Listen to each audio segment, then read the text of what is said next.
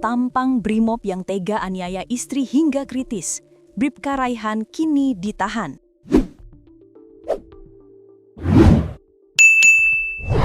Seorang anggota Brimob Polda Maluku Utara bernama Bribka Raihan, 37 tahun, dilaporkan melakukan kekerasan dalam rumah tangga atau KDRT.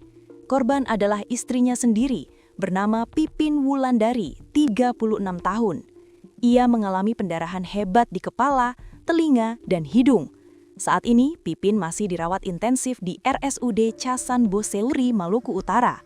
Ia dikabarkan harus menjalani operasi akibat insiden penganiayaan. Keluarga Pipin saat ini juga masih berada di RSUD Chasan Boseuri dan terus memantau kondisinya.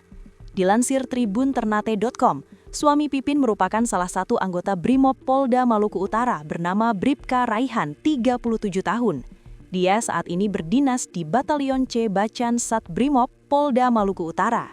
Ibu Pipin, Tomijan Yasim, mengungkapkan peristiwa KDRT tersebut terjadi pada Minggu 22 bulan 3 2026 sekitar pukul 22.28 WIB di kediaman Pipin dan Raihan di Kelurahan Toboleu, Kecamatan Ternate Utara. Tomijan mengaku menerima pesan singkat dan telepon dari putrinya yang meminta pertolongan dalam kondisi lemas.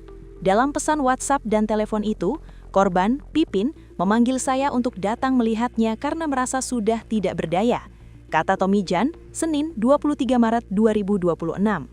Saat dirinya tiba di lokasi, Pipin ditemukan terbaring lemas dengan perdarahan di bagian hidung, telinga, serta kepala.